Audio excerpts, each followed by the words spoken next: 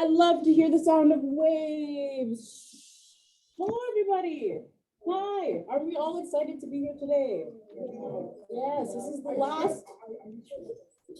I didn't ask all the extra comments. I just want to hear yes. Yes. We're so excited to be here today. How many people were here for our first event? Our very first event. No. I was not here. Yes, we have a couple older students who were on the first event. How many people were here for the second event? I don't know. Yes, we did some tie-dyeing. Oh, yes. Does anybody remember what we learned? I don't know, man. No, she was there for the second event. Does anybody remember what we learned for the second event? Tie-dye and sewing. But we also learned about something else. We learned about health and safety in the workplace. Does anybody remember that nice, long, boring presentation that we had? No. Good. I'm so glad you guys said no, because today we're going to go back and redo everything that we learned. Yes! Yay! I know, we're so excited. Yes. And because sound of a waterfall, and because we have people who were here from our first event, we're going to go over that as well. So that way we all can come in and reminiscence and all the amazing stuff that we learned during this entire time we're all here together. So look at our screen. Everybody knows what we're here for today. This is Crash for Mental Health that was run by Advocacy. I don't know if she wants to come up here and say, no, that's okay. She's been talking a lot throughout the series, and she's the founder of the AfroWYF Foundation. She came up to us to do a partnership for this event, so that way you guys have a chance to this amazing opportunity and create stuff and learn about self-advocacy in the workplace for yourselves and how to use different mechanisms and cope different ways to both the mental health issues and mental health struggles. So we're so glad that we can do this partnership along with the AfroWYF Foundation, And then you guys should know who we are. We're the Sibling Workers Education Advocacy Center. We work to educate and advocate for workers and workers' rights in the workplace. So all this time that we're talking about new legislation changes in the workplace, things that affect big workers in the workplace, things that affect taking action in the workplace, health and safety in the workplace. These are all things that we help workers around. And we help them one-on-one, and we help them submit claims to get wages. So maybe they have to go get money back for things that we have in the workplace. So before we start off today, I just want to do a quick land acknowledgement, so that we're going to say that we're on the Atikameksheng and Anishnaabeg grounds of the Wahnapitae First Nations people. I know I messed that up a little bit, I'm so sorry. The reason that we want to make sure that we're doing this acknowledgement is that we're honoring our Indigenous brothers and sisters on the land that we're on as settlers. We're making sure that we're doing our part to call active reconciliation on our government, making sure that each and every one of us are doing our best to honor our not only our land, but also our brothers and sisters, and making sure that we're doing honor to the murdered, missing, and the murdered and missing Indigenous women and girls. There are so many children who don't make it home. So we do have a lot to do with ourselves, making sure that we're calling to action and making sure that we're doing our best for those next to us. So to get into the other fun stuff of today, reprisal. Can you get in trouble for asking about your rights in the workplace? No, it's illegal. So if you ask about your rights in the workplace, you cannot get in trouble, but it happens. It happens all the time. You might, get your shifts cut. You might have attitude in the workplace. All of a sudden, your manager is saying, "Oh, well, now you don't get to close, or now you have to open and close. Now you have to work overtime hours. Now I'm going to cut your shifts. Oh, I just so happened to forget to pay you this week." Things like that. That's reprisal. They can't do that. They can't just suddenly start treating you differently because something that you said about your rights in the workplace because you chose to stand up for yourself. That's illegal. So we talked a little bit about how you can find support, what you can do if you're facing reprisal in the workplace, what to do if you end up actually asking about questions, trying to fight for your rights in the workplace. We talked a little bit about that and what kind of support systems are in place to make sure that you're not alone, making sure that you guys actually have something to rely on. The important thing to remember is that laws don't spontaneously spring into action. we are the ones who actually make them happen. We are the ones who make them change. We put pressure and we push our political lawmakers, our decision makers, to actually push these laws into action. When we spring and when we say that we're demanding more rights, we're demanding more actions on the bare minimums that we see. So when we're facing reprisal and we're saying this is not fair, we need more protections for workers, we need better protections for workers. This is the way that we go about changing them. So all those times that I had you guys take your phone and use those QR codes to sign those petitions online and take action online, that is the ways that we can self-advocate and advocate for workers, especially advocating for ourselves. So now going back into the fun part of this is how are workers' rights protected? So we went through 3 different pieces of legislation when we were actually allowed. We went through 3 pieces of legislation. We're going to go through the 3rd one today. Does anybody remember the first one? Only one person is here. Anybody remember that green piece of paper that you were? Oh, I see a young hand. Do you know what that green piece of paper would be called? What's it called? Oh my God. This paper? Did you say ESA paper? Yes, that's a great answer. I don't know how you got that. That's amazing. He said the Employee Standards Act paper. That green paper, okay, is given to you by your employer in 30 days prior. We talked about that on our first day, and that is one of the first pieces of legislation that are set up to protect workers' rights in the workplace. The second piece of legislation that we talked about, does anybody remember what it looks like to protect health and safety in the workplace? It looks like a green book, and I'll give you a hint. It's in this office right now. Right there. Oh, can somebody point at it? Yeah. Right there. Yes. That book is what sets up your health and safety regulations in the workplace. That is called your Occupational Health and Safety Act. So things like PPE. Does anybody remember what PPE is? Gloves. Personal protective equipment. Yes, you guys are on it today. Oh my gosh, wow. That's teaching me up there. It's crazy. That's what sets up things like that. So that way you guys know how to protect yourself in the workplace, you know how to stay safe, and you know what mechanisms or resources to take if you have injured yourself or hurt yourself. I see a hand. No hand? So today we're going to go into the last final bits and pieces of how your rights are protected in the workplace. And we're going to look at the human rights portion of this. So how does the civil law actually protect your rights in the workplace? What happens if you are discriminated against in the workplace? What if it goes beyond just health and safety? So it's not just somebody picking on you or not just, borderline bullying. Now it's crossing a line. Now they're picking on you because you're Black. Now they're picking on you because of your religion. Now they're picking on you because of your disability.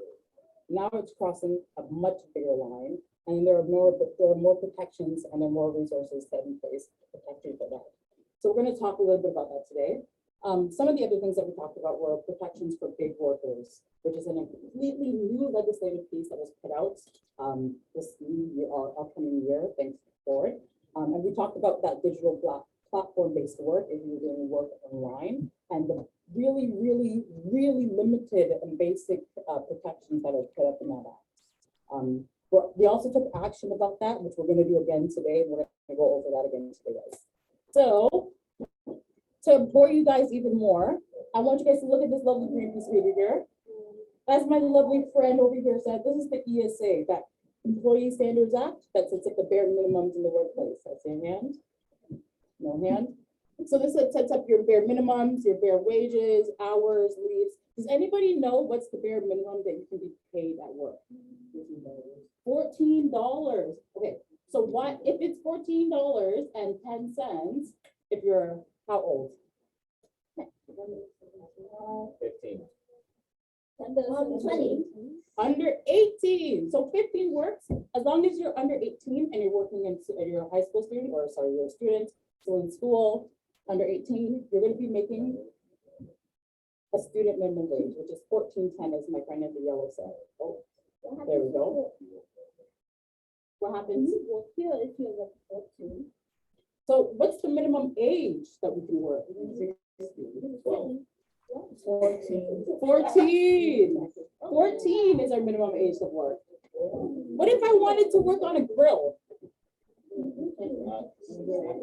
I can't work at a grill at 13. How old do I have to be if I want to work on a grill and make hamburgers? 15. I have to be 15 years old if I want to start making hamburgers.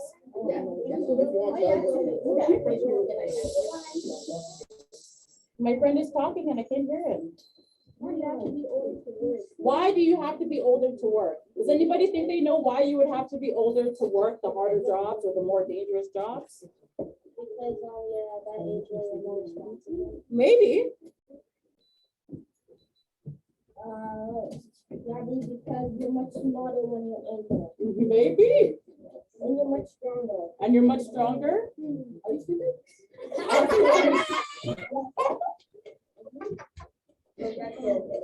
Waterfall, and let's be nice, please. Do we have one more question? So the question from my friend was, why do you have to be older to start working in the workplace? Which is a really good question. You can end up getting hurt at work, and anybody can get themselves hurt at work. It doesn't matter how old you are. I can get myself hurt at work. A very older person can get themselves hurt at work. My executive director, Scott, here can easily hurt himself while sitting there at the computer, simply because he's not doing the proper things that he should be to keep himself. Nobody told me. Scott, my dear friend Boss Scott here can injure himself at work. Even you guys can injure yourself at work. Age doesn't really have too much to do about it, but there are age requirements because as you grow older, you're going to be getting bigger. You're going to understand that there are more things you can take on. Then that's how the law just works out to protect workers. Also, when you're 18, before you're 18, you're also under your parents' legal guardian. So you don't actually have any legal rights, freedom to yourselves. Although in Canada, there are all child rights. You don't really have that many, so you do need a parental guardian to establish a lot of the rights and say what you can do. But this is to allow the fact that students can do some points of work and actually make money for themselves. Realistically, a lot of these limitations on workers' rights, or especially for students, are just really, really bad limits and really bad restrictions. There's no explanations for them. For example, why would students have to make less money? Because they're younger. But why? Yeah, They still work at school. So, okay, but is that fair? No, not necessarily. What if I'm a student and I don't have any parents? What if I'm a student and I rely on myself and I have to work full time and that's the only way I can get by? But you can't work full time when you're still a student. So what happens? You have to live through a lot of restrictions. So a lot of these laws and a lot of these guidelines aren't that great and they don't help a lot of students, especially if they're in the, pardon? Students are less responsible with their money than adults are. Is that what you think? They spend it on like candy. Is that what you think? Robux. How many people here is gonna go spend their money on candy? How many people are gonna be spending their money on something that they really, really want? So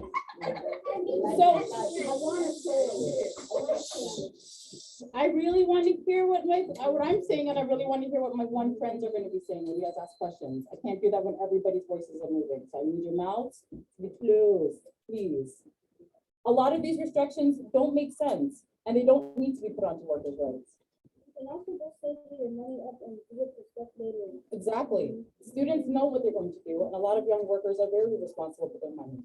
A lot of these laws are just restrictions to limit what workers can do, and especially limit what young workers can do. So this is the reason why we take action. This is the reason that we fight to try to change some of these laws and some of these restrictions, such as minimum wage, which is at $14.10.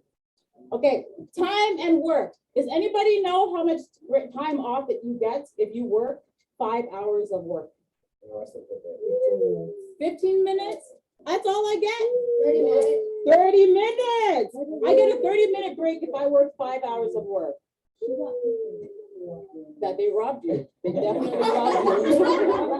That is not fair. And that is what happens. I know it's funny. I know it seems funny, but it happens a lot and it's not funny because it's not fair.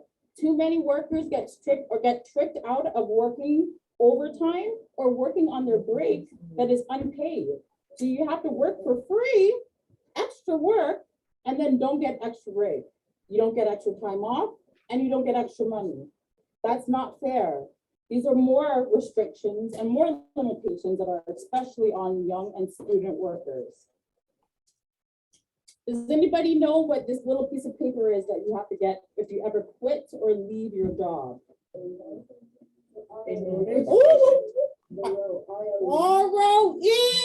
Oh my gosh! What do you think that stands for?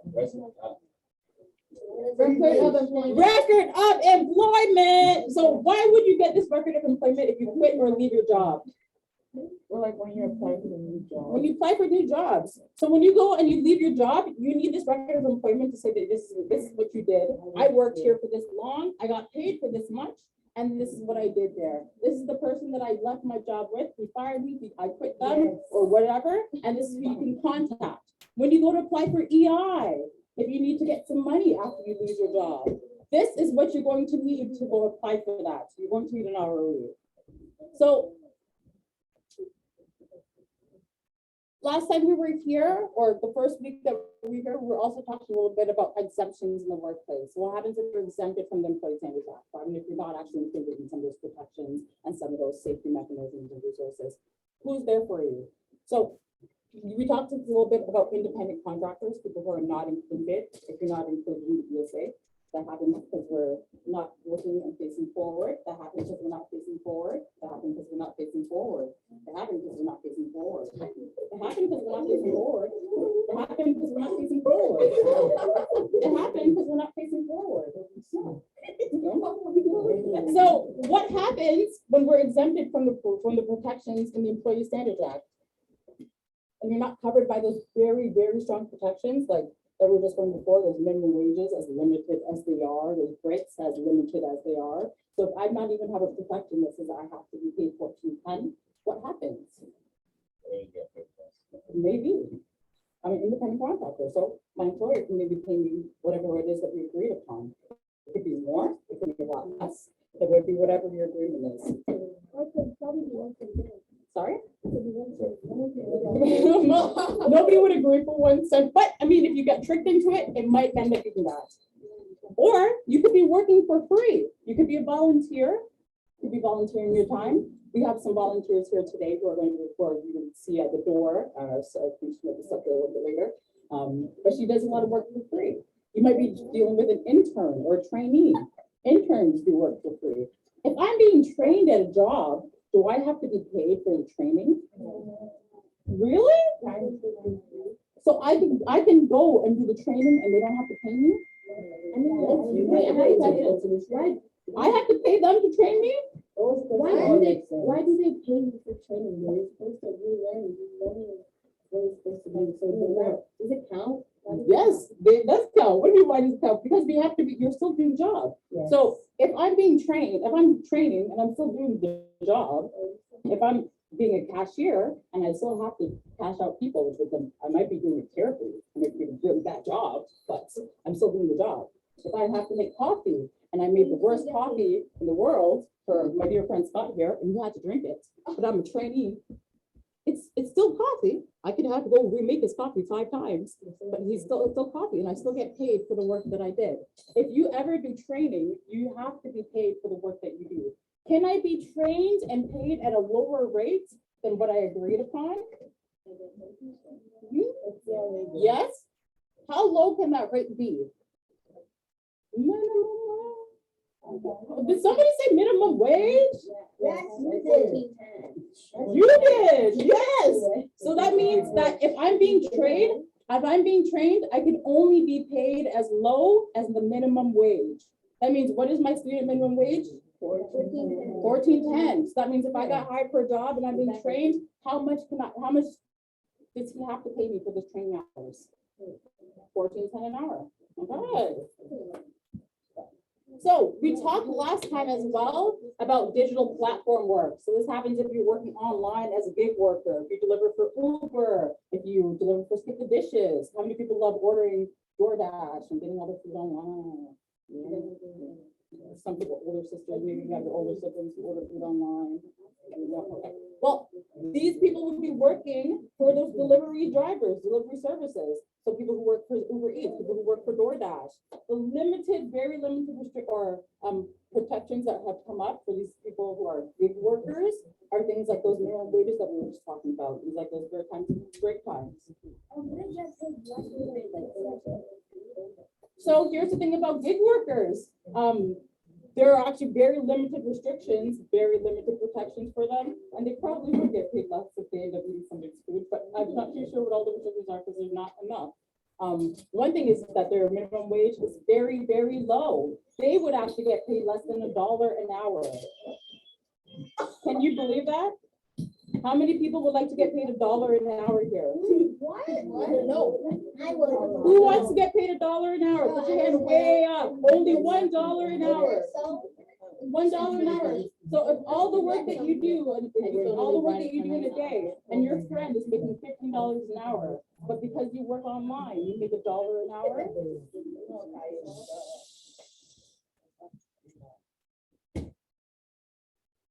Out of hand?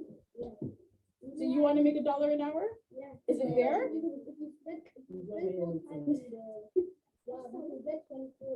After 24 hours, I get $24. But guess what? My friend Scott, who's considered an employee, makes $50 an hour. Just because. But I make $1 an hour because I'm a platform gig worker. Is that fair? No, it's not fair. It's not fair. And that's the reality of the protections and the very limited laws and regulations that are in place for some of the digital platform workers. They have no protections. They're making minimum wage that is equivalent to $1 an hour. That's crazy, right? You would go home if you would have to work every hour for the day to make $24 an hour, and you can't because it's not possible. So, oh, sorry, wow. So so we also, after that day, we took action on digital platform work, and we're not going to do that right now, but we're going to do that at the end. We're going to get into the last bit of what we're going to be talking about for all of this fun time that we're spending here together, which is self-advocacy and workplace safety, so protecting yourself. Oh, I'm so sorry. First we can redo what we talked about on day 2. Yes, health and safety in the workplace. Please forgive me. Yes, yes. Don't worry, it's very fast.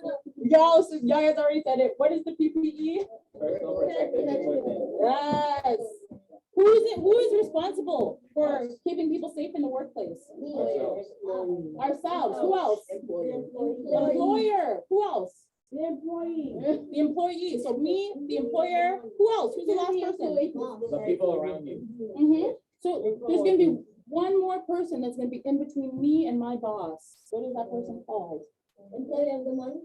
Yeah, they might be special. Might be special. This person is a supervisor and health and safety supervisor. Oh, yes. I heard it from Chidima all the way.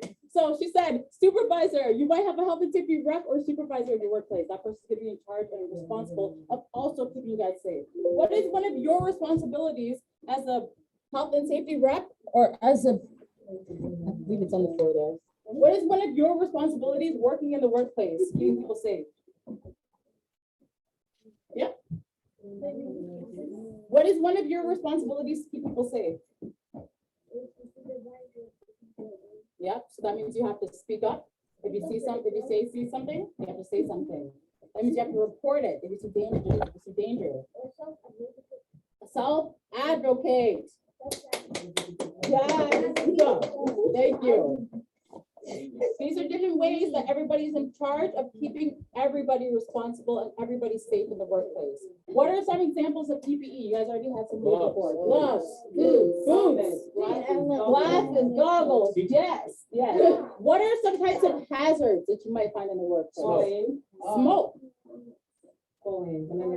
Fire. Falling, tripping, banana peels. Broken stairs. Pardon? So tripping on stuff, yes. All of these might be hazards that are in the workplace. They are everywhere. How do we protect ourselves from these hazards that are everywhere? We watch out and we wear our PPE. We try to be attentive at all times. What is our first step? If we can remove, so what is our first step? Do we remove our hazard or do we wear PPE? Well, if we can eliminate it and get rid of it, should we do that first? Yeah. Yeah. How do we do that? Report it to your supervisor. Report it.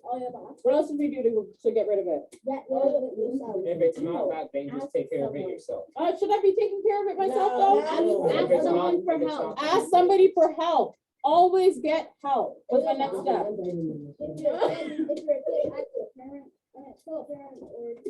Tell a supervisor. Report it. Report it. And then what should I be wearing when we're eliminating it regardless? PPE, always. Should you be taking off PPE in the workplace? No. Are you okay?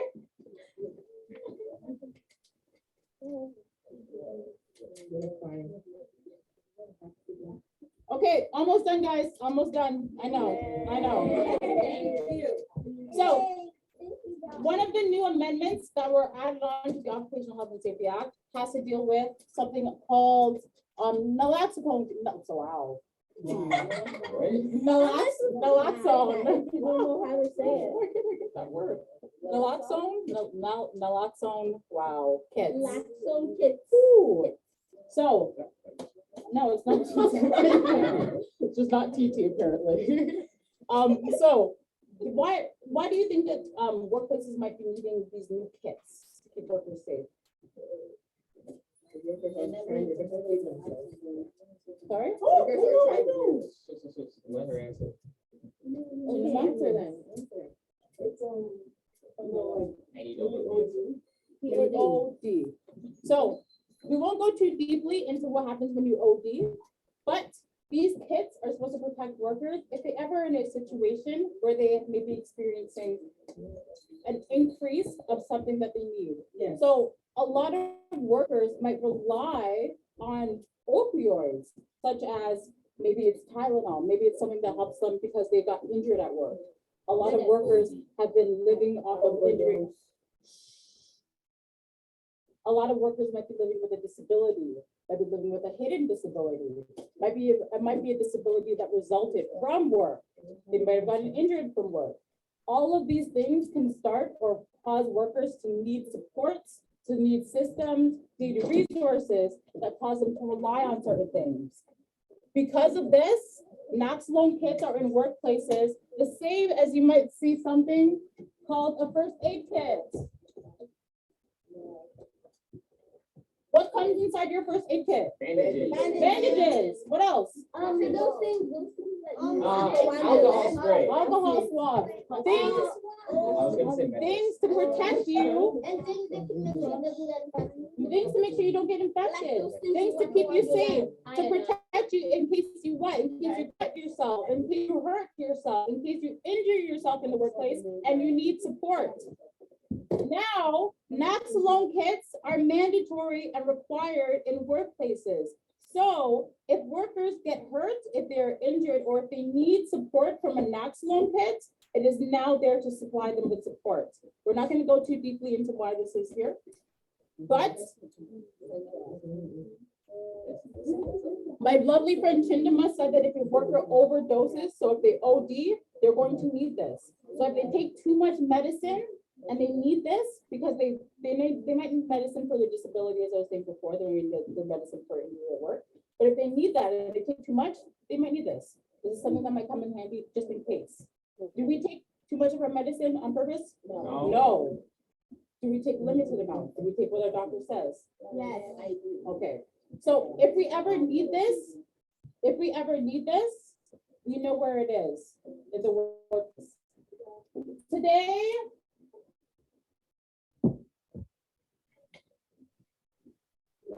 one of the actions for painting is what you guys are gonna do with lovely Raven over here.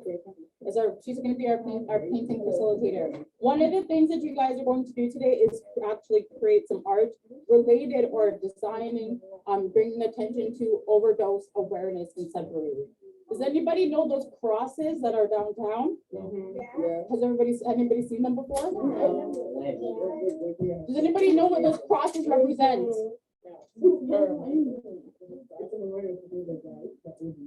So it is, it's a memorial for people who passed away that had OD'd.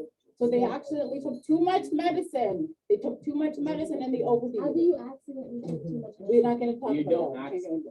They You get don't sick. accident. Okay. Sometimes things happen to other people that we're not going to go too deep into.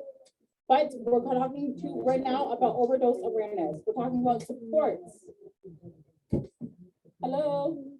We're talking about supports. So when you're taking these medicines, if you're injured at work and you're taking these medicines and you feel like I'm alone, I had to take too much, you can get support.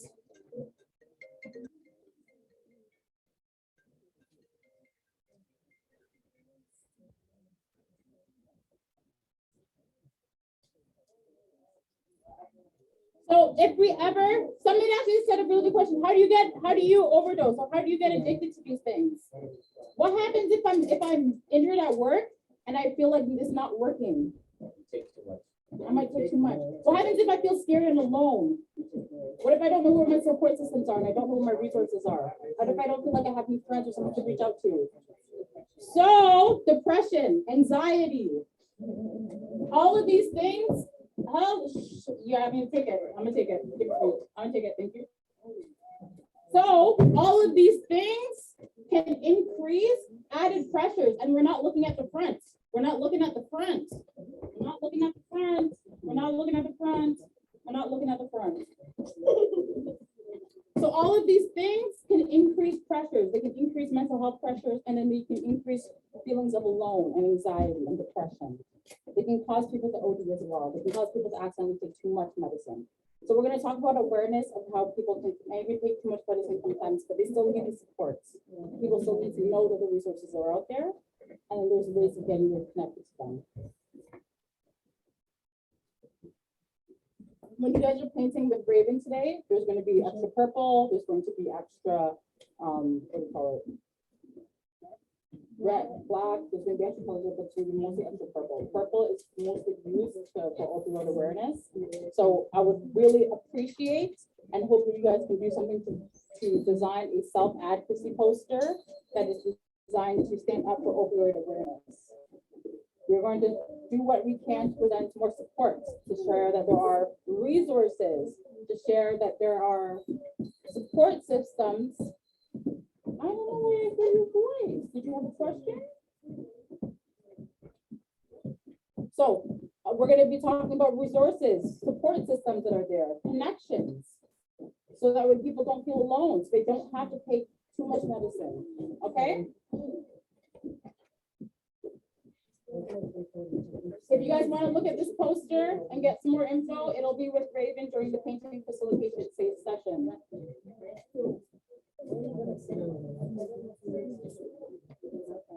So again, if I'm injured, if I get sick or injured at work, what is my options? First aid. First aid kit.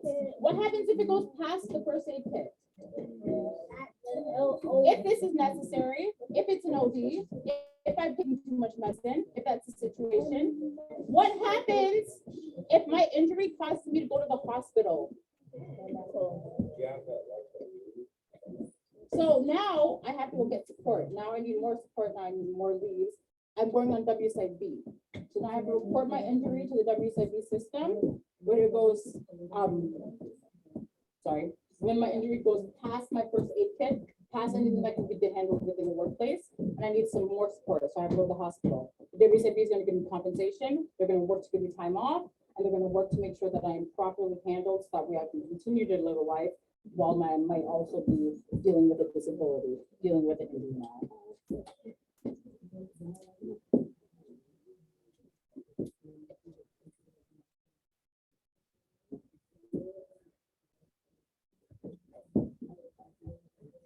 To finish this off for you guys, health and safety. So with the Occupational Health and Safety Act deals with things like with health and safety. Can anybody point to where the Occupational Health and Safety Act is? Perfect. So once it goes beyond health and safety in the workplace, so what happens if I'm not just injured? What if I'm not just hurt? What if now somebody's being bullying me because I'm Black? Somebody's bullying me because of my my religion. That is now a human rights concern.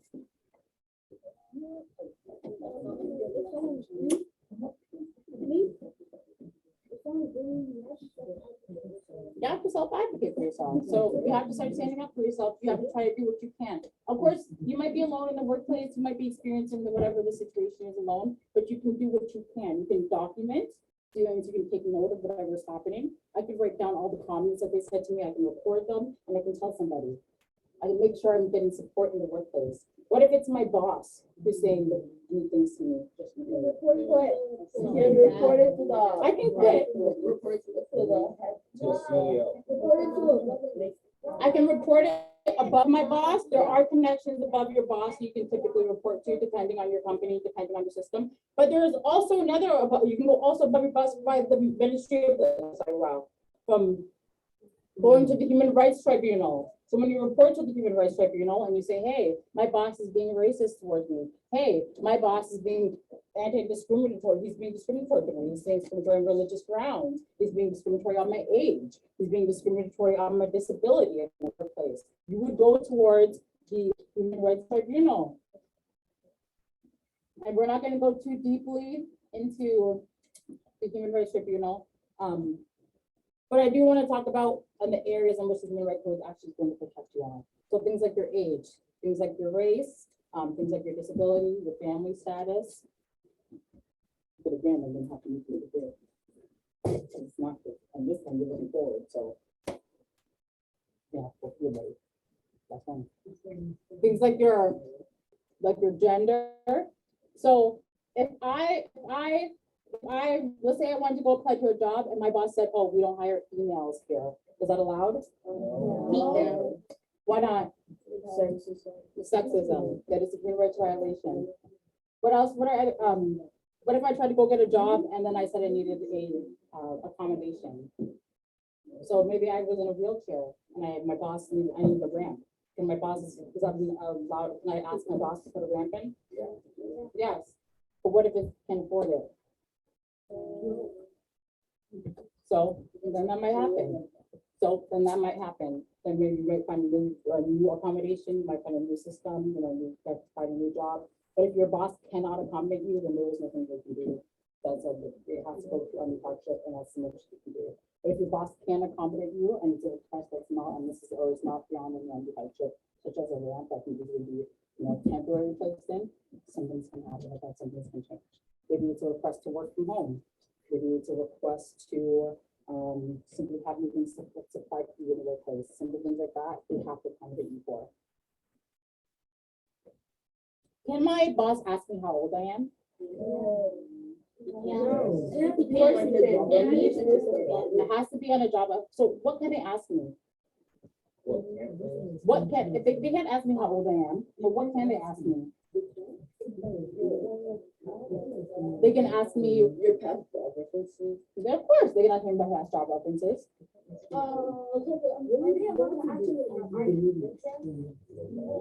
Your IP address? No. That wouldn't really be asked in the workplace. But what are some things that they can ask you? Except for if they can ask you how old you are.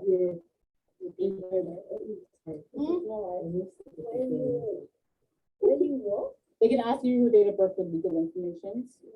Maybe they can ask you for your SIN number. That's the legal information. They can ask you how old you are. Can they ask you what gender you are, what gender you identify as? Yes, what you identify as, yes. No, it's not obvious. Can my boss ask me if I identify as male or female? Is that any of their business? No, they can't ask me that. Do I have to disclose if I am sick or if I have my own disability to my boss? Maybe I have a mental illness. Maybe I'm depressed. Do I have to tell my boss? You don't have to. Maybe I have a lot of anxiety. Do I have to tell my boss? No, I don't have to. These are your own personal disclosures. Your gender identity, you don't have to tell your boss these things, and they cannot ask you. They cannot ask you if you're depressed, and they can't ask you if you have anxiety. Can you tell them these things? Yes. Yes, this is your choice, and this is how you make and get accommodations. If you told them this sort of info, it'll help you in the job more because they'll know they would know that you have a reason when you act a certain way. Exactly. This is how you get accommodations, and this is how you work with your employer. To tell them when you're like in a tight space. Oh, claustrophobia. Yeah. Because These are other things that you might want to disclose to your boss, but it is your choice at the end of the day. Nobody can force you to disclose these things. Nobody can force you to share anything. If you go to an interview, you want to go to the washroom? Want to go to the washroom? Gotta go to the washroom? But if you want to get accommodations in the workplace, if you're looking to get the support systems that you need to actually go along in the workplace, you will need to tell your employer, you will need to disclose that you have these things or that you need support on these areas. Can my boss ask me what my native language is? It has nothing to do, but What's the amount? What language is the answer? sorry? Yeah, they can ask me what language I'm fluent in. They can totally ask me that. They can also ask me, is there any other language that I would choose to speak with them in? They can ask me that for sure. The more languages I'm more comfortable speaking in, of course. There are other ways that they can ask you things that is not going to discriminate you and is not going to cause a hinder for you being hired on there. To also make sure that when you're answering these questions, that you know what you're answering, that you feel safe answering them, and that you're choosing to share this information freely. Ensure, yeah.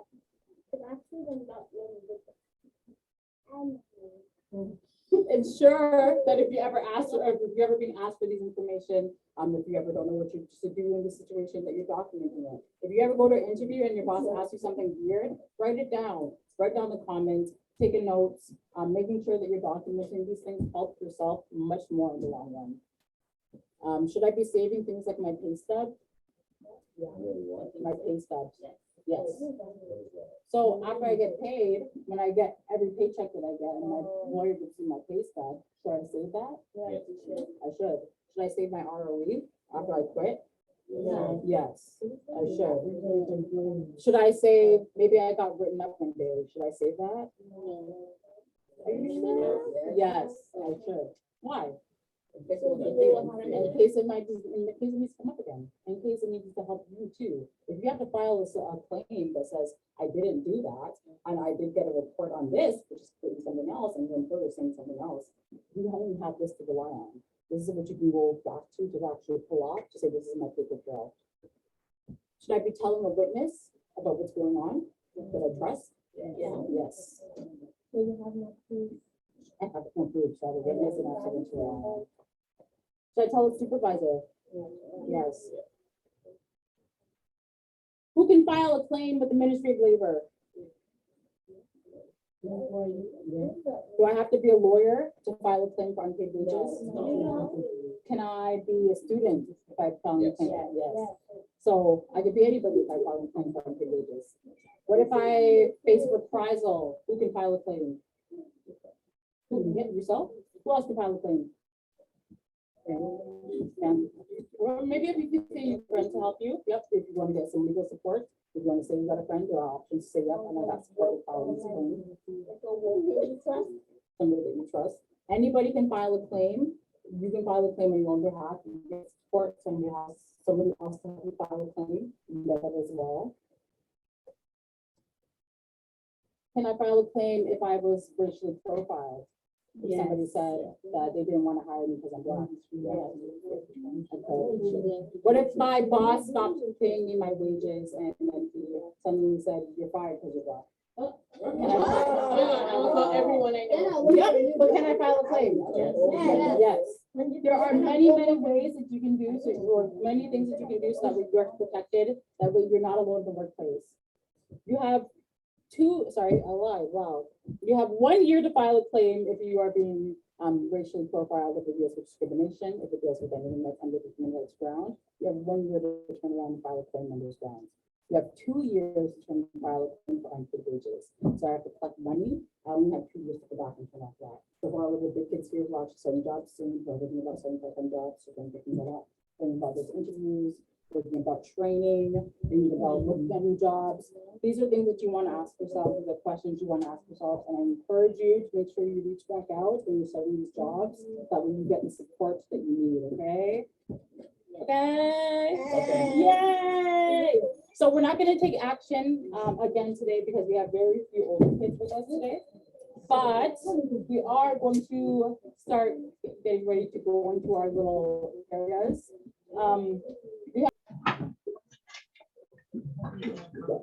You're like,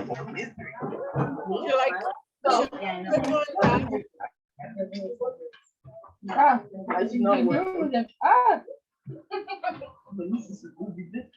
You should be able to. Okay, what I did is bring the screen in to the middle. There you go. Okay, Ah, that's better. right. Yeah, that's better. Is that better? Yeah. Okay. Hello. Oh, Hi, can everyone see me?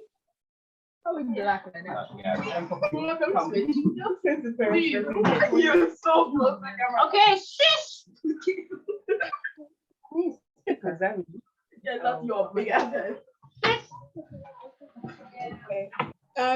The focus is not the best, but anyways, we'll go. Hi, everyone. My name's Anne.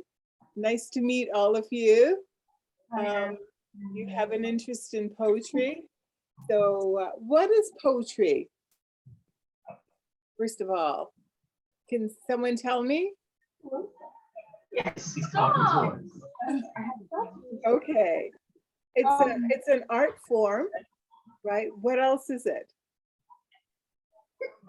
It's a way of expressing yourself. It teaches creative expression, understand of written communication, and reading poetry helps to blossom ideas you never knew existed. Okay. Do any of you have a favorite poet? Yes. Who's that? Can she hear me? Yeah. Oh, who's your favorite? Angelo. Maya Angelou. Yeah, and yes, very much so. I have a book of hers, but anyways, what about Langston Hughes? He's a Black poet. Langston Hughes, that's a good one. Oh, yes. Okay. So what we'll go through, there's a format that we have to work on here. So let us get with it. So it's a verbal art form. It uses a heightened use of language. Poetry is literature that evokes a concentrated imaginative awareness of experience or a specific emotional response through language. Right. It's chosen and arranged for a meaning and sound and the rhythm. Anyways, I was going to talk about Williams Wordsworth. Have you ever heard of him? No, okay, he's long, very old poet. But he did express that poetry is a spontaneous overflow of powerful feelings. Poetry, it makes you laugh or cry. It is from poetry, the word poetry is from the Greek word called poen, to make. A poem is something made or crafted, okay? And what it does is really enables us to see the world with a fresh eyes, like those of a child, okay? So, Yeah, we can hear her. okay.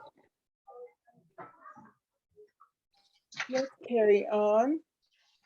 Maybe you'd like me to read a poem to you. Something that will sort of catch your interest. What about Langston Hughes? Would you like to, now this is more, of course, we're all aware as Black people what kinds of issues we've had to deal with. And Langston Hughes has written this poem. It's called I Too Sing America. I am the darker brother. They send me to eat in the kitchen when company comes, but I laugh and I eat well and grow strong. Tomorrow, I'll sit at the table when company comes. Nobody will dare say to me, eat in the kitchen then. Besides, they'll see how beautiful I am and be ashamed. I too am America. How does that poem affect you? How do you feel when you hear those words?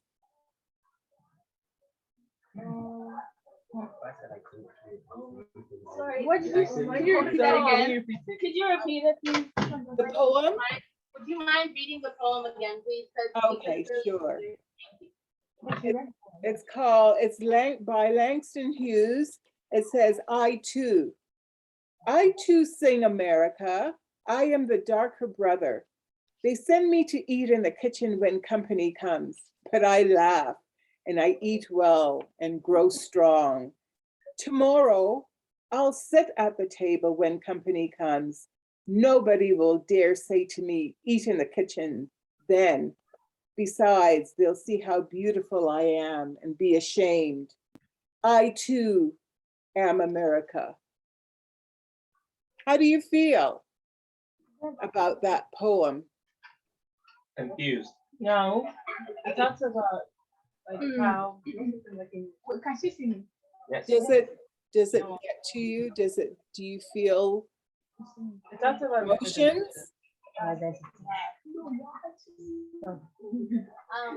Hello? Okay, one person has to talk. Yeah.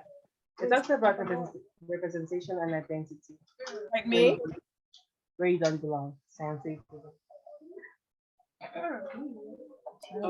It talks about representation and identity. I'm sorry, I didn't hear you.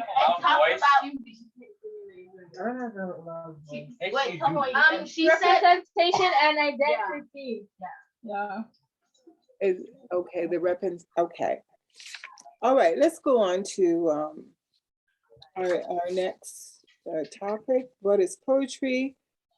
So you've got the same handout that I have probably about expression of emotion, ideas. Is that right? Okay. So the theme is the theme's going to be mental health, advocacy, and human rights. How to take action for myself and others. So all poems, and you all have to write two poems, I believe, and it must contain imagery, which descriptive language, and 3 other elements. The elements are all listed, and I'll just go over the elements briefly. Okay, so simile, comparison using like or as. You are beautiful and faded. This is an example. You are beautiful and faded like an old opera tune played upon a harpsichord.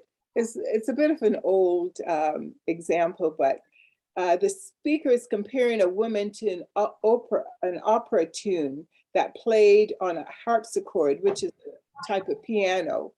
She reminds him of the romance associated with the instrument, as well as the tradition, elevated beauty, and pleasures of music in general.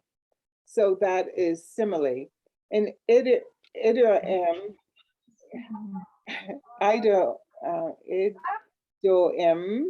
I'm not probably pronouncing it properly, but it's familiar to a lot of people. So these are things that people will be able to understand because of cultural background.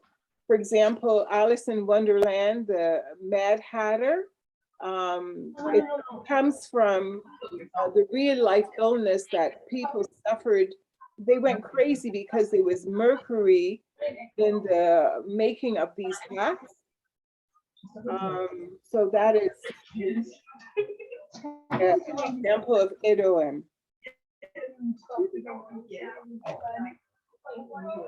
Also,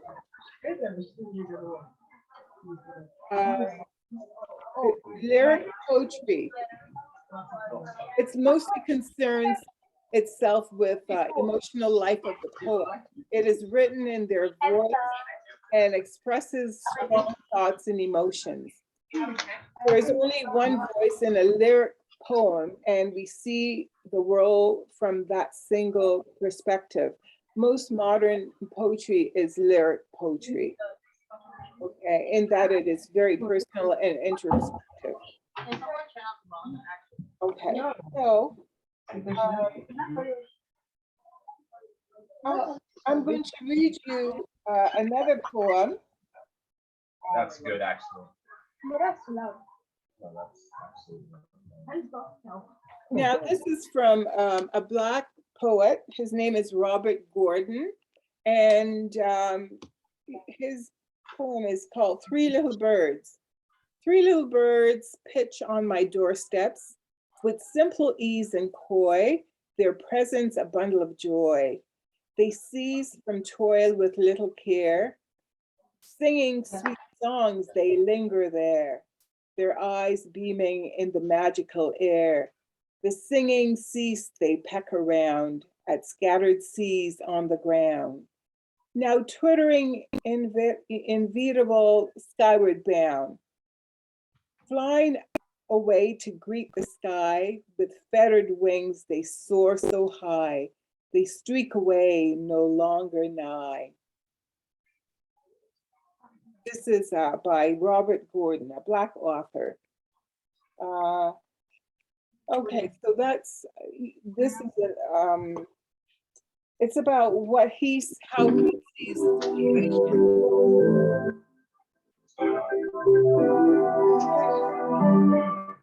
No.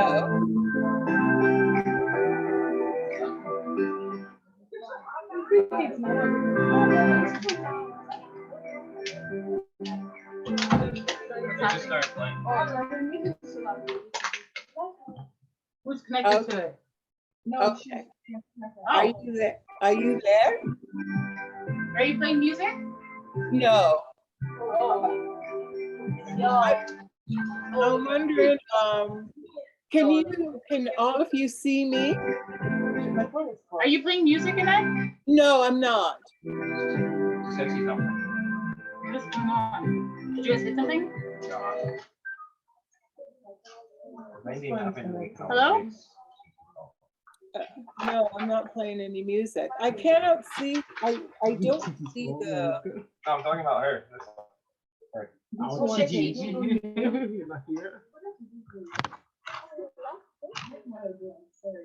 Oh, yeah, that's true. Annette, yeah? what happened? I don't know. Suddenly I'm seeing myself on the screen, but I cannot see them. As you drink that, Sorry, oh, now you're muted. Can you hear us still, Annette? Yeah, I'm here. Yes, she can hear us, but we can't hear her anymore. I don't know what that music is. 1 second, I'm just gonna clean up what's going on here.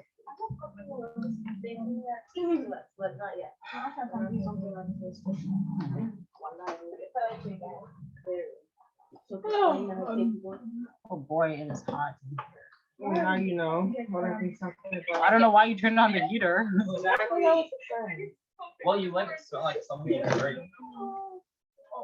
It probably is your fault. You know what? I would never put the blame on you, but you've done a lot of that. Okay, I don't know what happened here. I'm just gonna close everything. This isn't this. Okay, this is what you guys did. Why is this one singing?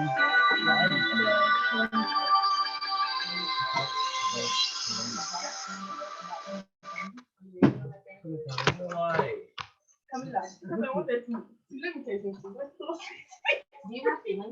Yes. Hello? Hi. Hello? Hello there. Can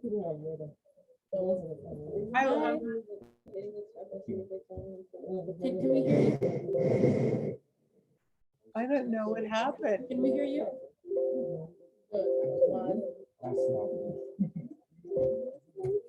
Are you, There we go.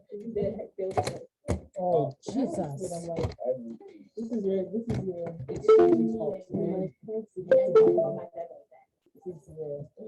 Annette? yeah, Nice. There we go. Okay, there we go. What's your paper? We can hear you now. So sorry about that. that's okay. I'm not able to see any of the skits. I'm not able to see any of them. Is it just you that you see? Yeah, I just see myself. Yeah. 1 second. There you go. Oh, that's better. Okay, that's better. Yeah. Okay. Okay, guys, can I have your attention? Are you guys paying attention to Miss Annette, please? Okay, Yes, Miss thank Annette? you. Yes. Okay, who writes poetry in this group? Hi. Okay, can I, you do, okay. What have you written? Can we hear what you've written? Yeah, okay, go ahead. Can I actually read one of No, I mine? have. Okay. Someone is reading. Okay,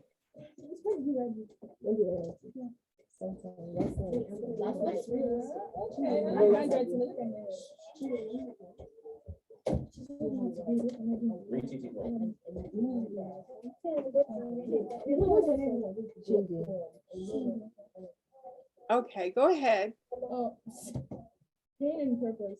Adjourn. Somebody. Right. Finish copy. Pain and purpose, a journey of rediscovery. The vain reality of survival in a past revolutionary world is the genesis of the monsters we create hiding underneath. Societal norms and power make a man out of a scarred boy. Okay, but everybody has to be quiet in the background, because then I can't hear. Please. Can I read one? Okay, go, can you just start over again? Okay. Read this. Please, everyone be quiet in the background, because then we can all enjoy hearing it. Okay. The Go poem ahead. is titled, wait, can you hear me? Huh? Can you hear? Can you hear me? I'm sorry? Stand up and walk. Can you hear me like right now? Oh, boy. Everyone, make way. Okay, just go ahead and read it. Oh, Okay. I am becoming, as the title of the poem, my body is my own. Having to be on the bus of discrimination won't break me down. My back will not crack. I am a fierce woman. My strong bones will keep me standing when all is crumbling. This beautiful brown body is in my possession. I am bold, I am brave, I am becoming, I know my worth. Every day I aspire to be the one who inspires. I am sitting on the fearless throne. My body is my own. good. Very good. Thank you. Stop talking, she's telling me. When did you write it? She wrote it. I wrote it.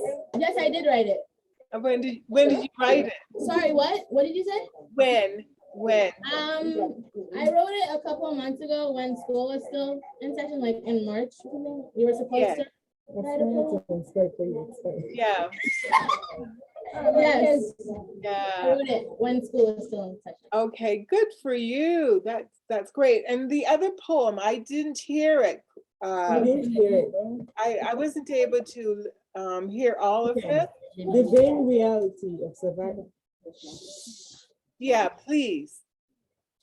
The vain reality of survival in a post-revolutionary world is the genesis of the monsters we create, hiding underneath societal norms and power. Make a man out of a scarred boy, you get yourself a broken society.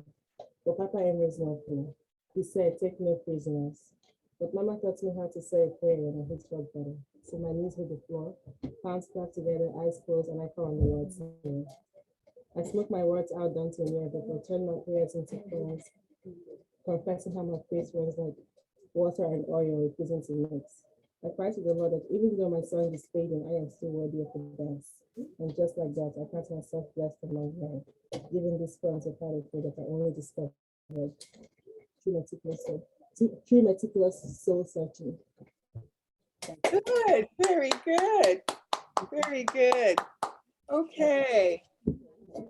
So how, now we're supposed to go over the elements that should be in a poem.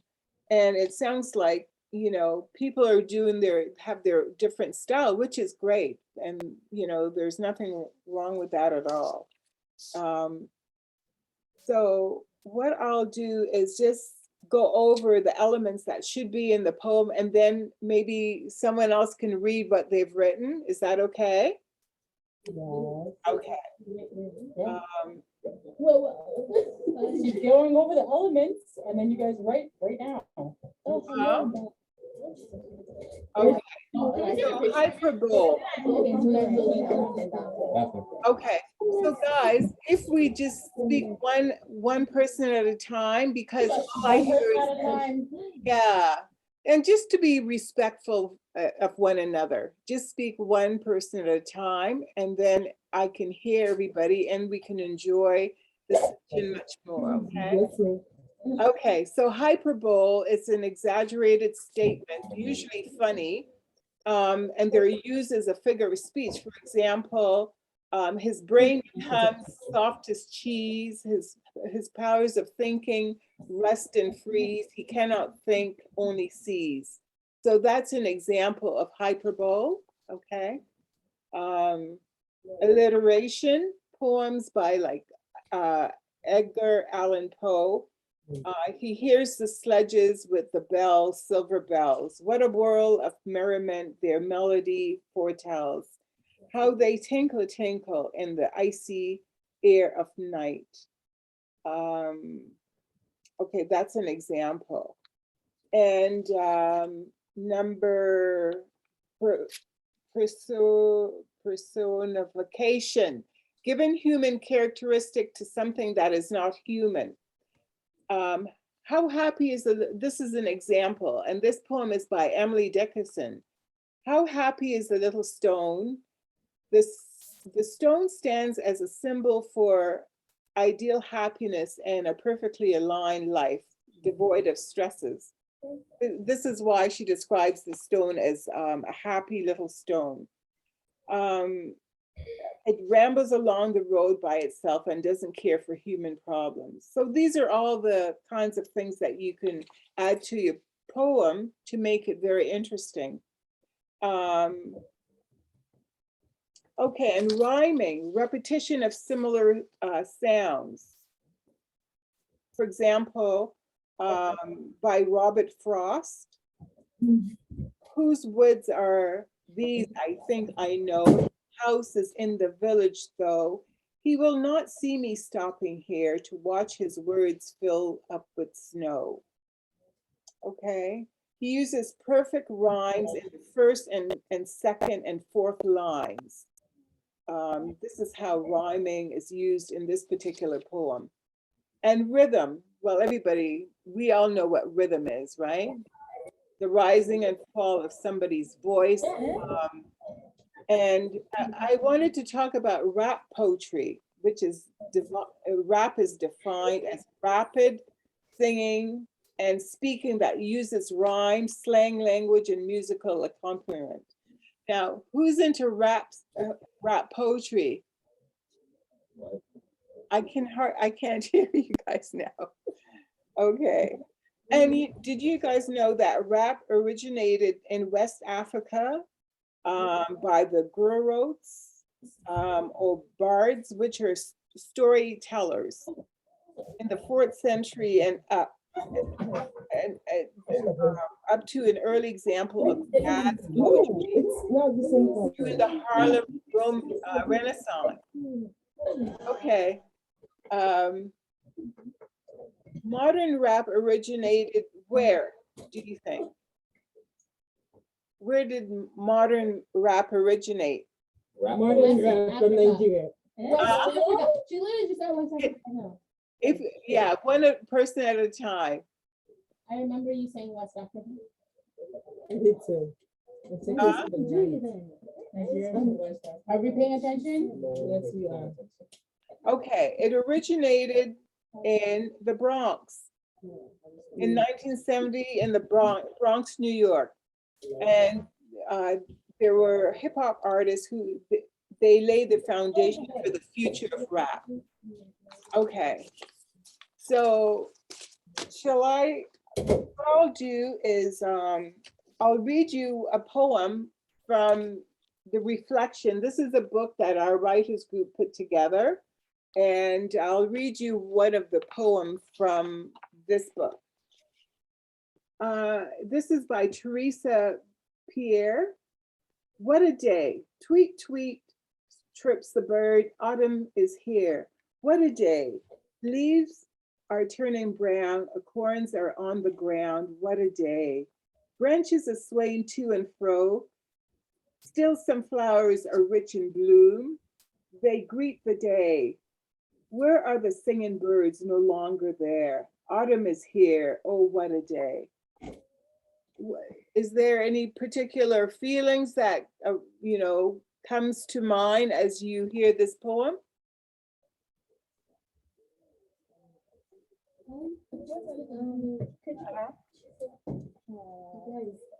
No? Okay. Okay. This, I can hardly hear you. She said no feeling so far. Okay, let me try and the volume somehow.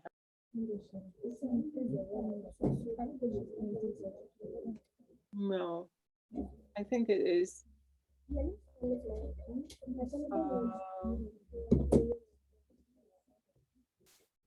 Okay, can you hear me? Yeah, yes. Yes. Oh, you can. Okay, then. What I'm going to do is read you a poem that I've written, and then maybe give you some time to do your, do some writing yourselves, and then we can go over it. It's called Speak Your Truth. Do not let it drown like an angry sea that swallows you from the shoreline. Speak your truth. Though it may pain you like a knife cutting deep in your flesh, speak your truth. Though you feel paralyzed by fear and sadness in the darkest hour of the night, speak your truth. Though it may choke you like the bitterness of bile, for it is only the truth that shall set you free. The taste of freedom is more intense when you have known such pain. When you have speak your truth, drop your iron clothes and get your angel wings. Okay. So how about people, are you guys writing a poem?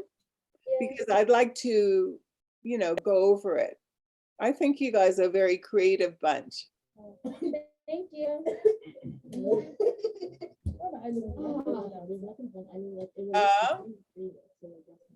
I think there's a lot of probably ideas swirling around in your heads.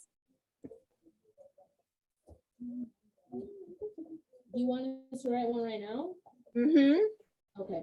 Okay, we're gonna do that. What do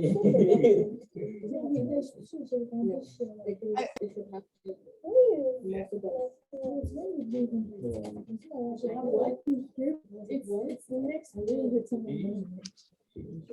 you want? You should write her own poem. Oh, okay.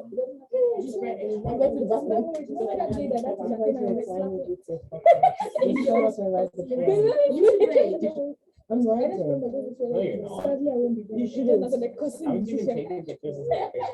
Well, it's not in front of you. Okay, your butt is like literally all. That's I'm skeptical. I don't want to go there.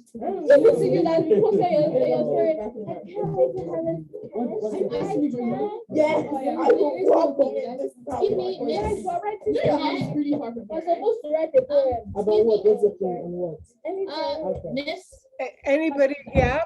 is there a theme to the poem, or does it it just has to have the components? It just have to have those components, and it's up to you what you want to write. Just write what you feel, you know, and I think this is the nice thing about poetry. Whatever moves you, you can write about.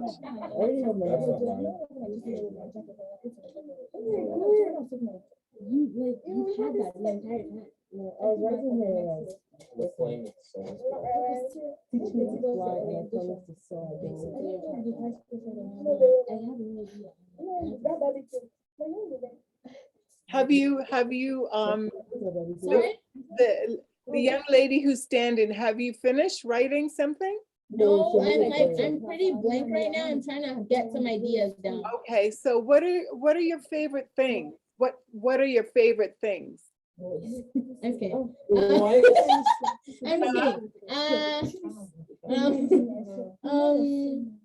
When you get up and I you, guess. Huh? what are some of your favorite things? Do you like nature? Do you like particular colors? Do you like Particular colors. what moves you?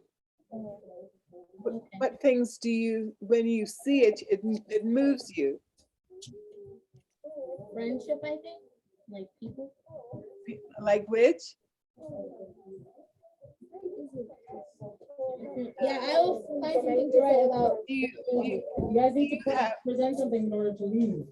Okay, I have to with that. So I'm leaving. Okay. Yeah, that's quite plagiarism.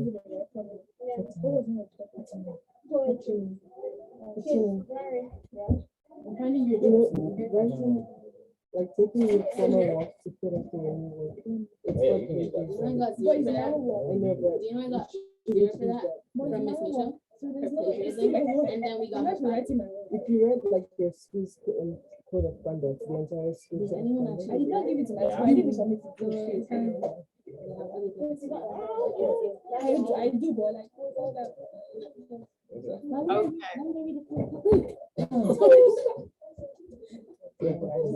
He doesn't want it there. Okay, how are people doing? I see people, some people are writing.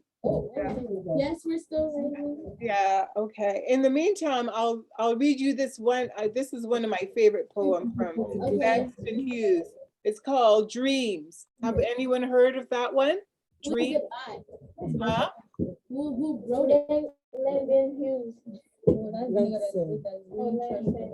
What's going on? Dreams. I'm sorry? Who is the poet?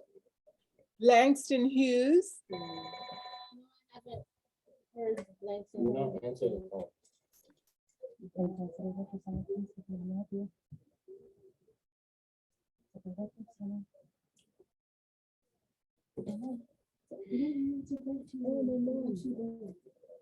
This isn't good. This isn't right.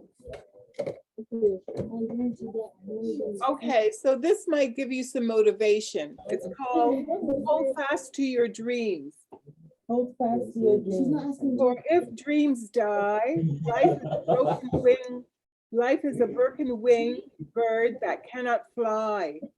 Hold fast to dreams, for when dreams go, life is a barren field frozen with snow.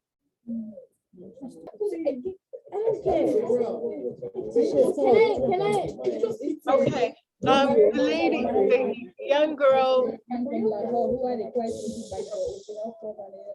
Who's first? Okay. Okay, can someone tell me what's happening? We're about One to person, share. one person. Can one person tell me what's happening? What's happening now? We're sharing. Yeah. Just one person. One person. Just one person? One person talk. Okay. There was a young man from Lahore who had a quite stinky back door. With a huff and a puff, he did a big buff and crapped all over the floor. And what, crapped underneath the door? Yeah. Credit to her. It's me.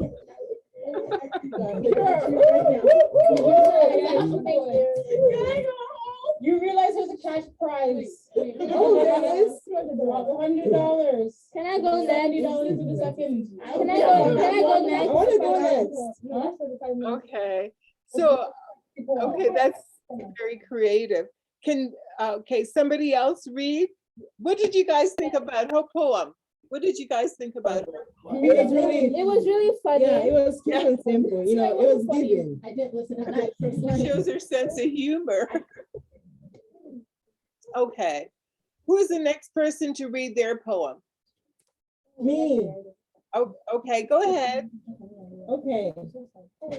Where are you? I can't see you. Who's next? Chindama is next. One Chindama. Hold on, let me change.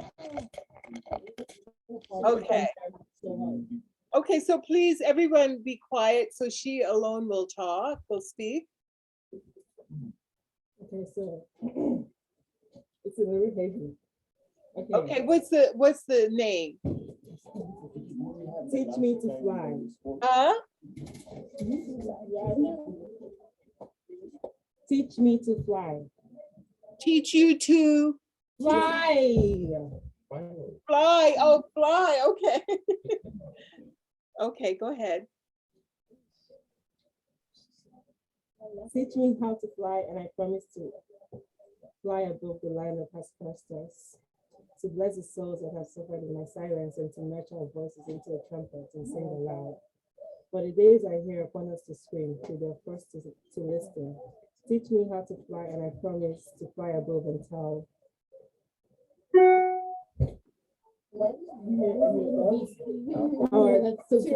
I promise to fly above and tell our missing and murdered Indigenous sisters and our Black brothers and sisters that the act of keeping silence to house the comfort of our oppressors ends with us. That we're fighting hard and strong, both the young and the old. So teach me to fly. Mother Earth, here I am asking you to teach me how to fly, to give me wings and help me learn how to dance the beats of adversity.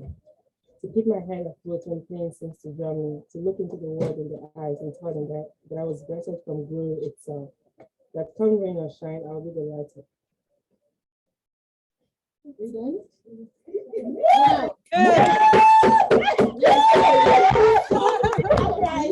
Very good. Very good. Okay, how long did it take you to write that poem? Okay. And then you're gonna. So yes, that was my That was beautiful. That was first prize material. To fly. Okay, good. Okay, who's next? Who else? For you guys' assignment. So the anti-racism it could essay. be in any writing. So Yeah. Atikameksheng is the only one winning money here. Okay, guys. How about giving her some feedback on the poem that she's written? Give her some feedback. I love the Black empowerment. The Black empowerment And the yes. Indigenous And the Black and Indigenous acknowledgement. That was amazing. That was really good. I thought it was really good too. Anybody else? Okay. She doesn't prove herself a lot, and this did. Yes. I think there's a lot of poems in which Chindama is very quiet and holds back. Well, it's a very good poem. I very much liked it. But I love you. Me too. You're beautiful. Don't be afraid to speak up like that. That was really good. Yeah. Who's next? Sierra is next. You? Okay. Yeah. Okay, who's next? Introduce yourself. Okay. Go ahead. Go ahead. She doesn't like the angle. I know. So this is Okay. And just one person speak at a time, please. this is my poem. It doesn't have a title. Okay, that's okay. There was once a gloomy old boat who wanted to sail on a boat across the seven seas with a group of trained fleas while wearing a long captain coat. Okay. I like it. That's my poem. Okay, that's fine. That's fine. It's your creation. Well, okay, give her some feedback, guys. Give her some feedback. Thank you. I like that she said book twice. Is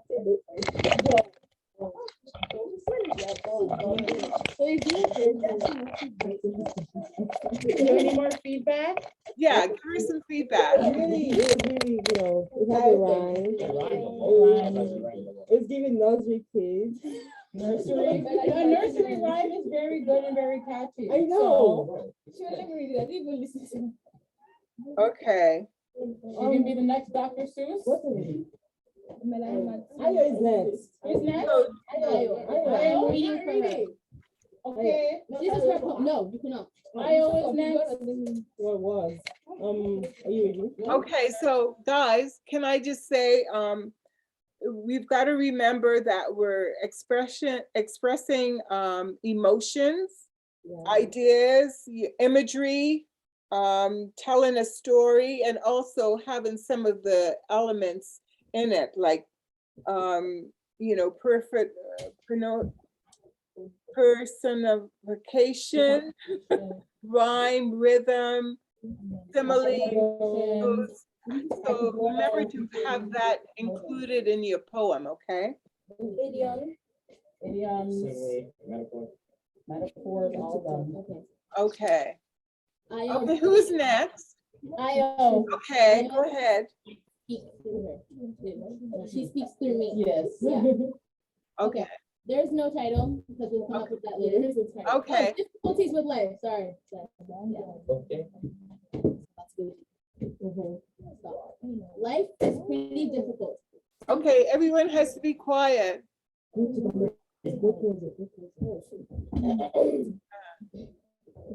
Yeah, thank you. That's a good idea.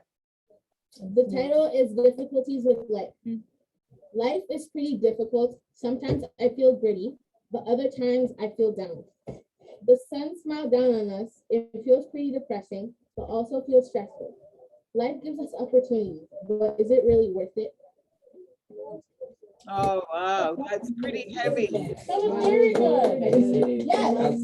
Please.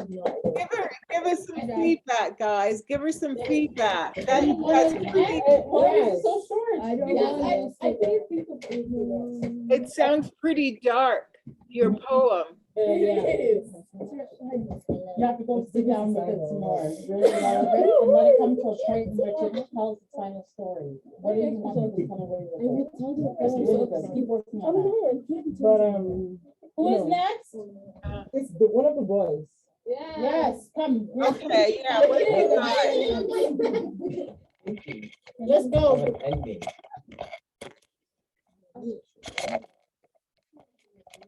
I just wrote everything. Make sure- I can read it for you. Okay, just the person speaking to, Why is it I can't do it? Oh my God, it's a guide. I can read it. If you don't read yours. Who's next? who's gonna read it? Some green shirt boy is next, then. Hurry up, what's his name? T.Y. Oh, T.Y. Tyrell. Tyrell. No, it's T.Y.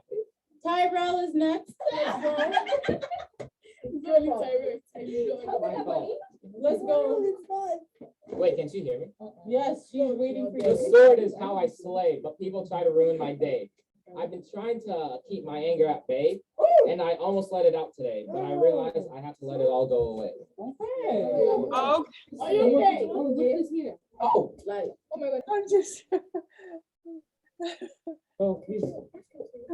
Rambunctious and too I loud. said it was really good. I like the message in it.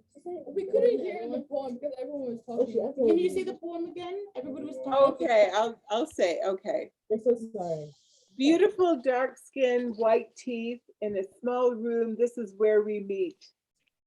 Hyper energy, unable to control, each talking at the same time, so sweet and so bold. Part children, part adults, when will they get hold? Ideas flow, they need to mold. They are our future, they are like gold. That's you guys. That was beautiful. That's you guys. Oh, You guys are thank like you. gold. We're like gold. Special, right? Yes. Rare. Thank you.